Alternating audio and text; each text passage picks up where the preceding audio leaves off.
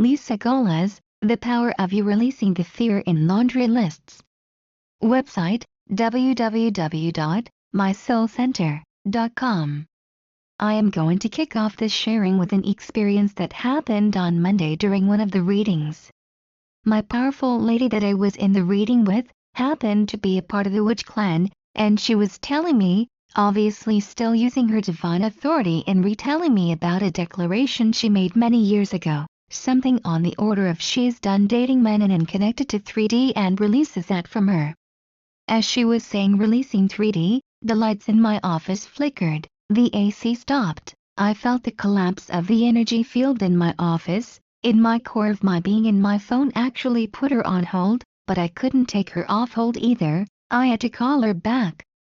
This was such an amazing and powerful experience. It shows her power unmistakably. I mean, my heart and solar plexus was in shock for many minutes afterwards. That is where I felt the implosion, or better said, the sucking in of energy the strongest.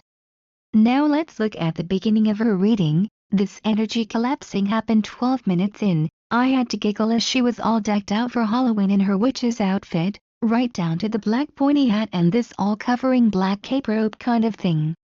Her foot-tall, pointy hat, without the brim, served as a vortex of sorts, pulling in all the elements she needs to produce what she is focused on.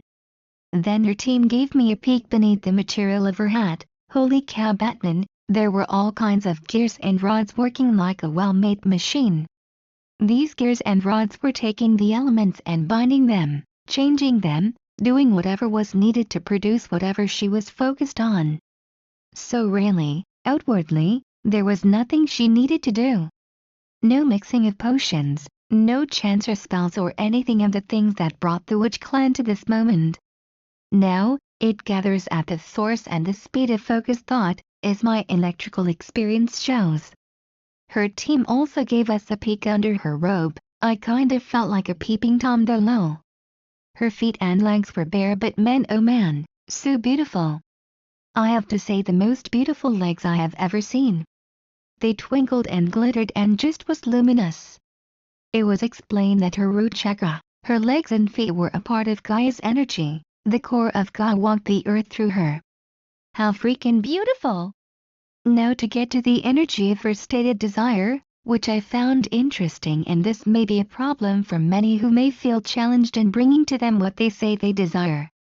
When she was talking about releasing 3D relationship from her field, that was obviously powerful and producing. When she stated she was ready for a relationship, let's just use the phrase 5D, even though we don't use that phrase. I think it is used enough, everyone will understand the meaning. The energy was nowhere near like the release. She wants it, but not with her whole being. Which brings me to repeated information through the readings this week. This is where our power gets strongest and most effective, as well as quick in production. The desire is to be with your whole being.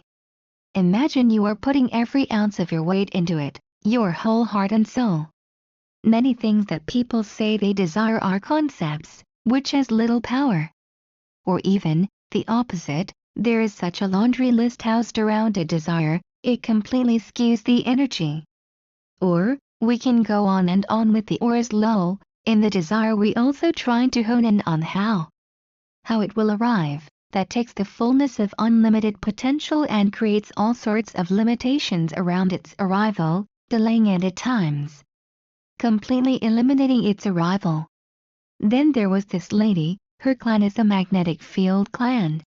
Whatever took place in our connection, my language skills completely fell apart. I became like a babbling idiot trying to bring into words the power I was seeing. Geez. Beneath her feet, excuse me, as part of her feet were tons of ribbons that were magnetic fields, magnetic highways if you will. Each one carrying a different frequency of direction, also freaking beautiful and flowy as they stretched outwards from her feet. Here I am again, with a loss for words. We really need a new language, So I am going to condense the important message that came through for all of us through her reading. Since she has complete access to anywhere at any time, yes, we all do, but we all do differently. and she was talking about already using her field to produce food for those in Syria and other war-torn places. She added this amazing sentence that I have seen a million times, but never ever realized the fear base it stems from. She said that she always adds for the highest and greatest good. The moment one states that, embeds fear. The person saying it is afraid they are going to do harm to someone by their own desires. Drop that language from your everything. Same with for a benevolent outcome, unless you know in your heart you are wishing harm to come to others, then yeah, put the protection around what you are doing, but I don't know anyone that is intending that in what they do. Maybe one says it because they are afraid of their own power. Get over that. Can you imagine God saying such thing? Even thinking such thing? Guess what, you are God made manifest. Own it and stop being afraid of your own power or that you would or could do unintended harm. Trust yourself the way God trusts him herself. You are one. Another thing that came through this wonderful connection was something I touched on above but will bring the reasons into greater clarity here. When we are manifesting something, anything really, get over the how, leave the how completely out of the equation. A couple of examples that were given to my magnetic lady can really clear this up, I feel. One example is, let's say you want a specific car. That is enough. However, if your language involves specifics like how, you may inadvertently take the car right out from someone's ass. Meaning, someone was paying their car note, defaulted, and the car went to you. No need to take a thing from anyone. But we do unintentionally by putting too much laundry list together. Maybe you were thinking of going to a car auction to get a good price, that would equate to how, and I am hearing no, this is not a place where the highest good sentence should be used, it's a fear-based energy, period. Then I got a clip from Bruce Almighty. This was awesome, really. Let's say you were wishing the moon was bigger and brighter for whatever reason. Like in Bruce Almighty, you pull the moon closer to the earth. Yes, you can do that. But just like in Bruce Almighty, it will create cataclysms worldwide. So knowing your power, your use of that power and perfecting it important, to say the least. We have 3 months to the close of this year. Meaning, buffers, our teams, are in place so that we don't create cataclysms to ourselves or anyone else. 2017. That's another story. Well, I am going to close on that thought today. I am starting to crash and it's not even 7 a.m. yet. There must be some sort of reboot happening. When I got home yesterday afternoon from furniture shopping, I was wiped out. I mean, no energy to even think a thought. I am surprised I am feeling that again now. Thank goodness tomorrow is a day off, and I get my new furniture too, yay, so I am saving what I have left for the 3 precious souls I will connect to today.